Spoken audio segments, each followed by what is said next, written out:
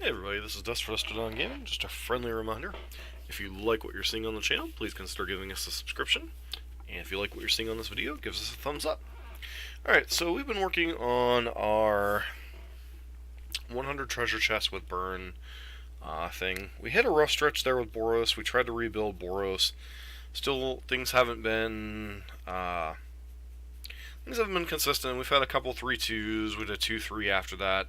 So the deck felt better after we rebuilt the Boros build a little bit, but I've also started to tinker around with a Rakdos build.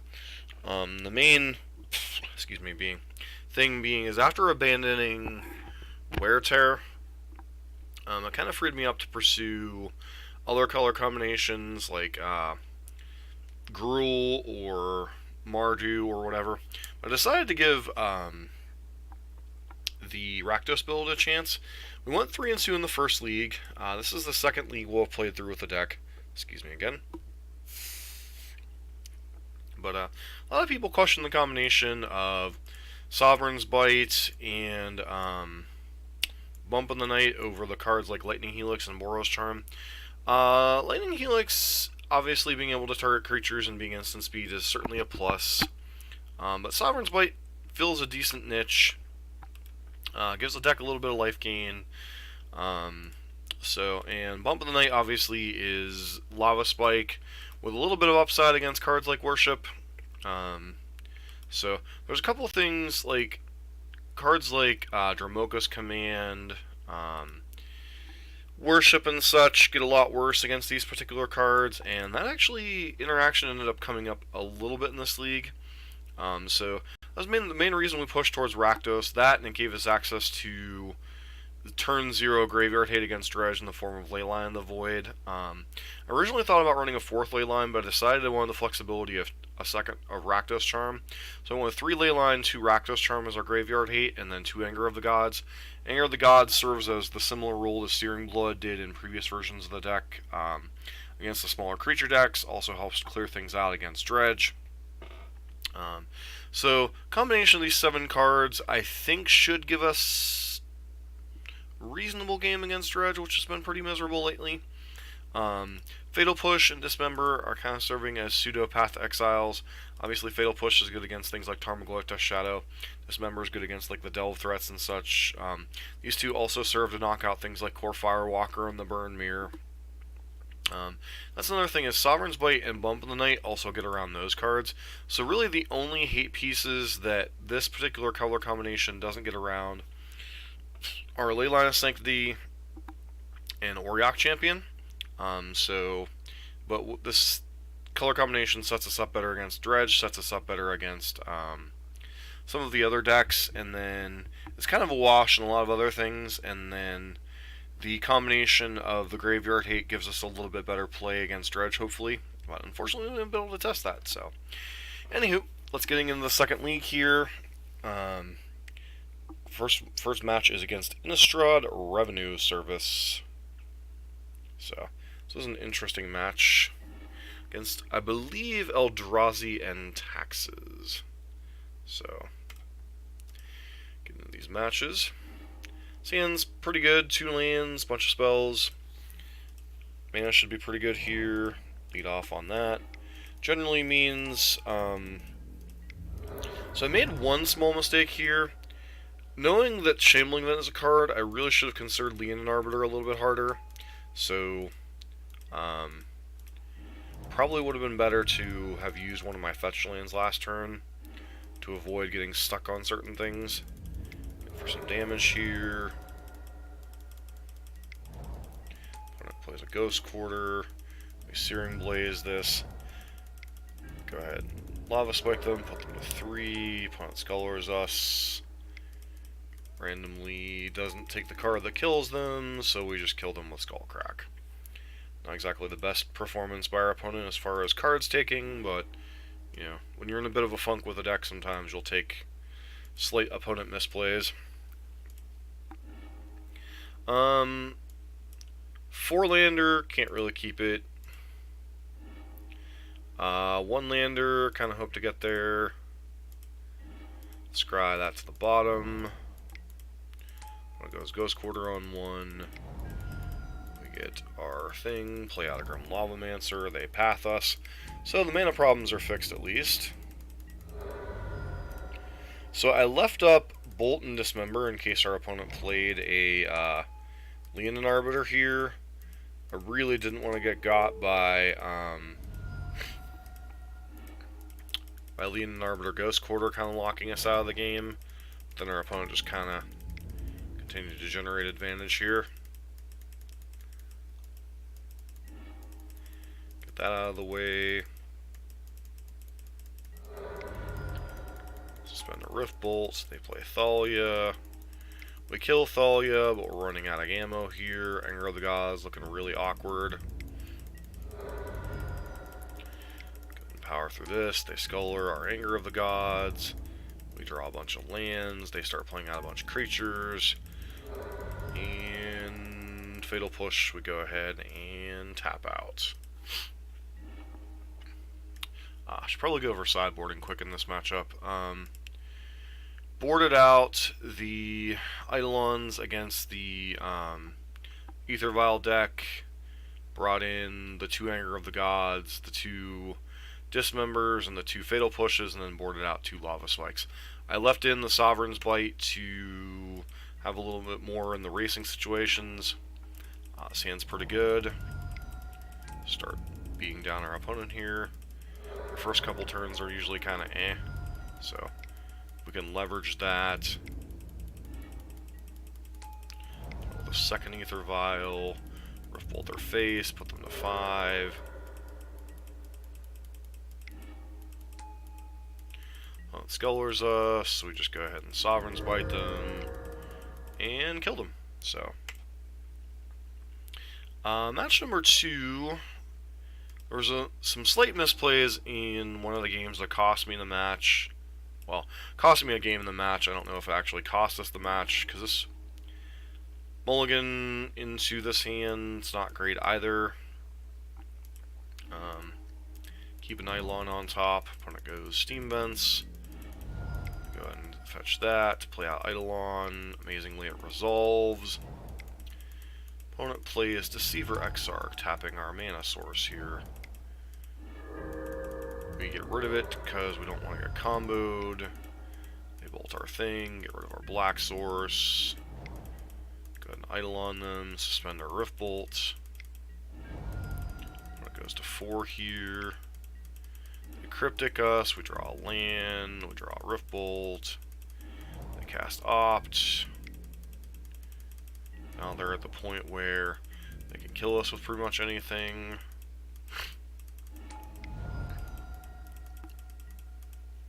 Opponent remands. And then I just get Kiki-Jiki'd. And that's kind of where I screwed up. Is it's possible I should have just waited till their turn for them to cast Kiki-Jiki and then fired off both copies of Searing Blaze when they were going to have to tap low. But that's an experience of not having played against a Splinter Twin S deck in a while. Sometimes you forget how to play against their strategy. This one, boarded out a couple Sovereign Bites, boarded out the Skull Cracks, brought in the 2 copies of Dismember and the 2 copies of Exquisite Firecraft, because they are a counterspell deck after all. Sand's pretty good, but we are stuck on 1 land. I do end up keeping it, just because we definitely want to run down our opponent. They bolt us, bolt our threat, and then we kind of get stuck on 1 land.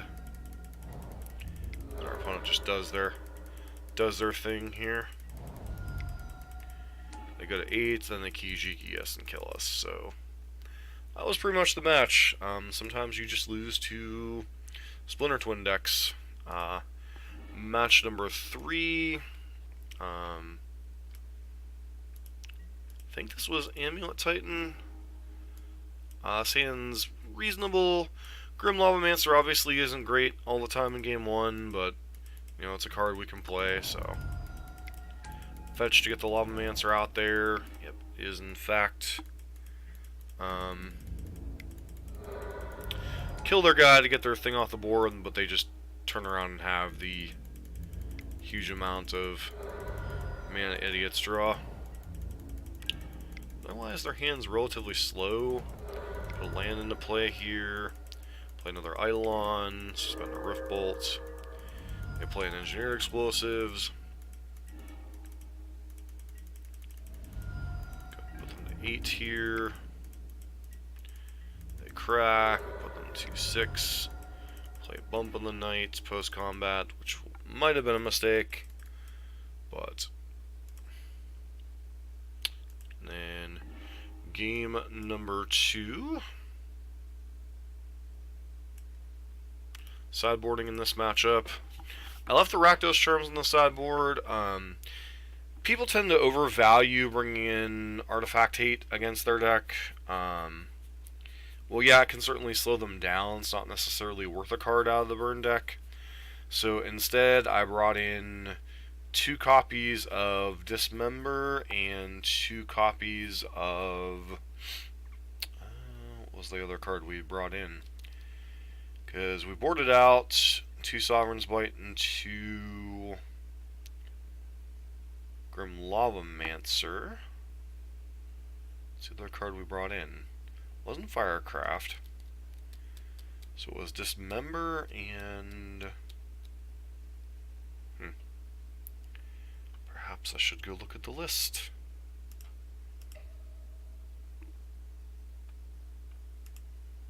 Rakdos Burn.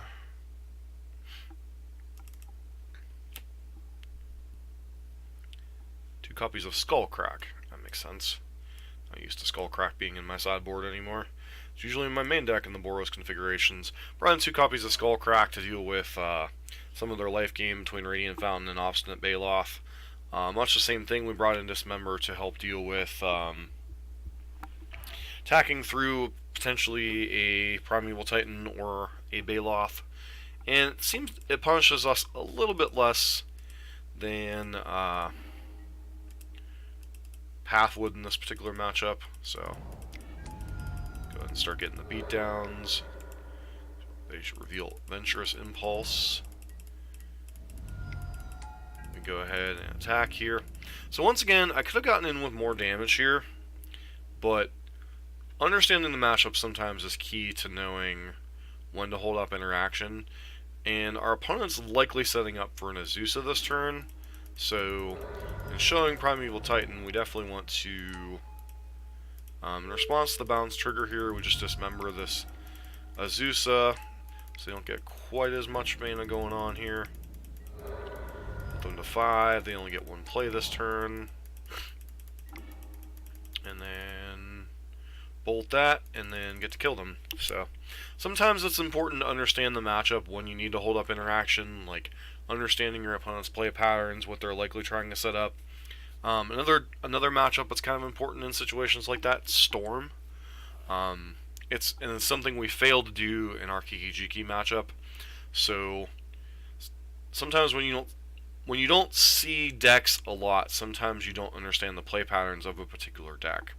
And that's one of the advantages of playing a deck over and over and over again, is you learn the play patterns of the deck, you learn the play patterns your opponent's decks have.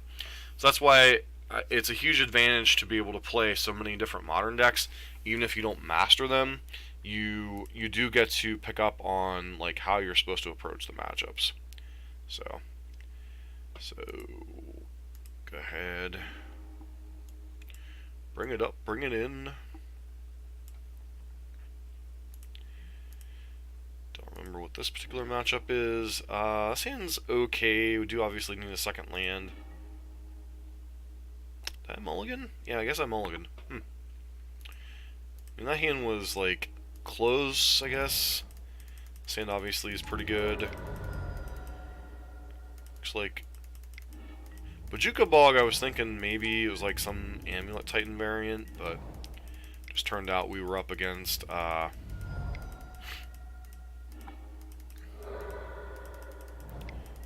believe Devoted Company.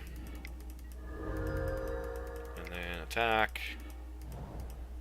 Opponent goes to fetch, and then we just catch them with a bolt, as they were probably getting getting ready to Collected Company. Match number 2. Let's go over the sideboarding for a smaller creature deck now. So, boarded out the Lava Spikes, boarded out the Sovereign's Bites, which we'll get into why boarding out the Sovereign's Bites was wrong in a minute. We boarded in 2 Anger of the Gods, the 2 copies of Skullcrack, the 2 copies of Fatal Push, 2 copies of Dismember. I probably should have boarded out, like maybe, I'm not even sure. Reason we'll get into that is one of our opponent's hate cards. This hand's pretty good. A little bit of a nombo with the Anger of the Gods and the 2 creatures, but Anger allows us to kind of clean up whatever they got going on. Creatures obviously allow us to push damage. Force Tender's annoying, but whatever. Opponent misses some points of damage there.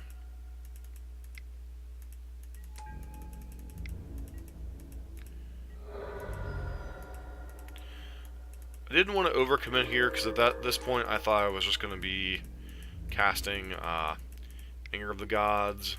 Go ahead and Fatal Push that.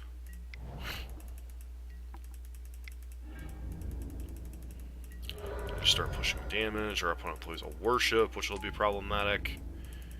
But this is one of the advantages to playing the Rakdos version over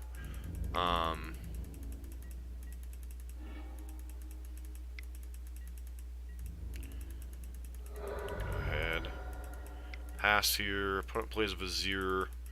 We bolt the stupid thing. We play a Courser. That's kind of awkward. Skullcrack to prevent them from getting life.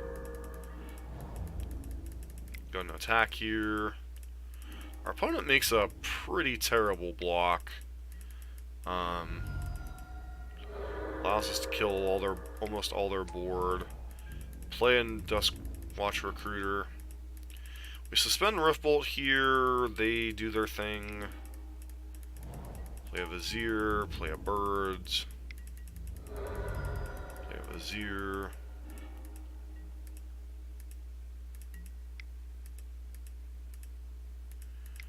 Cast Anger of the Gods. There's the path that we ended up knowing about. So, opponents at 1, we really have no way to truly punish them. So the reason I hold the Riftbolt there was to hopefully kill the Knight, and then whatever burn soul we draw off the top. And we just so happened to draw a bump on the Knight, which got around Worship, because it is life loss instead of damage, and Worship only prevents damage. So this is one particular case where having the black splash was better than the white splash. But once again, corner case scenario, but Worship is a hate card that still sees play in creature matchups, so something to be aware of out of Spirits, Devoted Company, etc. So, and would have been one reason to potentially leave in some copies of Sovereign's Bite, even though it's not ideal in the matchup. And finally, this hand's obviously pretty good. We're up against Tron. Opponent has pretty quick Tron here. Play our dude. We have Tron there, but no real plays. Go ahead and clock them pretty quickly here. So suspend Riftbolt. They play a Karn. Get a Worm Coil, they do nothing with Karn, and then they're just dead. So, didn't have the fastest start, but our opponent didn't have a payoff on 3 when they got Tron, so we got a little bit lucky there. Sideboarding with this version is a little bit different than obviously the mono, or against the Boros version, because we don't have the Path to Exiles to bring in, or the Wear Tears anymore, so all we have is 2 copies of Rakdos Charm, really, and then 2 copies of Skullcrack. And I board out Grim Lavamancers and Sovereign's Bites. I probably should have boarded out 2 Lavamancers and 2 Searing Blazes instead, so that was definitely a mistake. Sand's pretty explosive, especially if we draw another land. We have like a couple of 1-mana plays here. think I end up keeping this hand. So with our opponent mulliganing to 5. Start pressuring them. They're stuck on lands. We just keep pressuring them. Spend Ripple. Hit them. They have a walking ballista here. We get our second land. Rakdos maybe should have held up Skullcrack there. Here they go. Karn.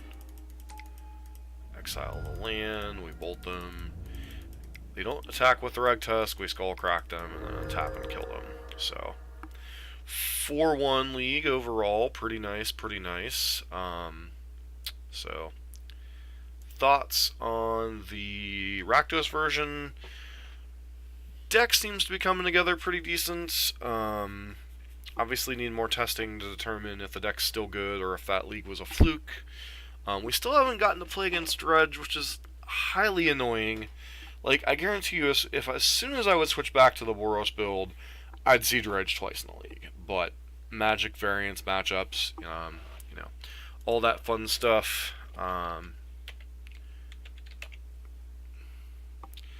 ahead and update the Excel spreadsheet here that we're keeping track of this.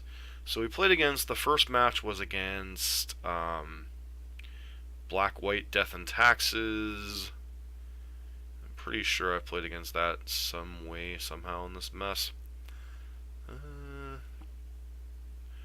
White, Eldrazi, and Taxes.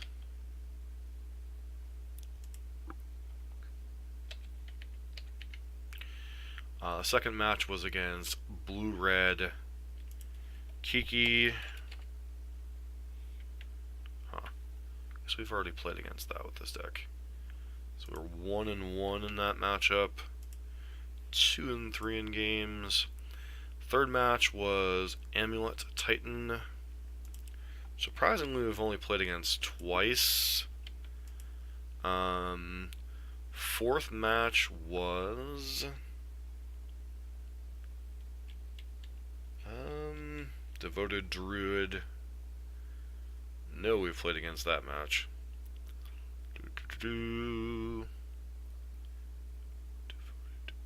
Counters Company.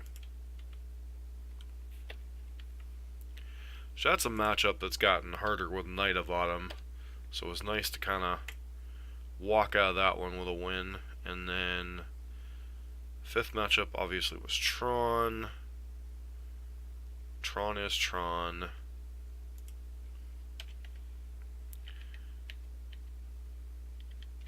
So we're up to 52 treasure chests. And here's kind of the stats now. Now keep in mind this is both Boros and Rakdos now. If you want me to keep track of the two decks separately, I'll certainly extrapolate the data for Rakdos. Interesting of note, I've not seen a lot of the Phoenix decks yet. Some of the matchups we've been getting in down here we really haven't played against a lot of. But like the Burn Mirror we're 6-3 against. Green Black Rock and Hollow One are still pretty bad matchups. The Storm still 3-0, 6-0. Black White, Eldrazi, and Taxes, which the games indicate it's a close matchup. The match record tends to indicate it's a bit of a joke. Tron 7-1, 14-7. Obviously, the Tron matchup's pretty bad for Tron, although I have lost it at points. So overall, 73-42 in matches, and then 171 and 109 in games. It's exciting to get back on track. Hopefully we'll be able to keep up the momentum, but I did want to do the replay for you guys. But just a friendly reminder, if you like what we're doing here with the 100 treasure chest goal with Burn, please give us a follow. So thanks, this has been Dusk for Dustin on Gaming. Everybody have a great day.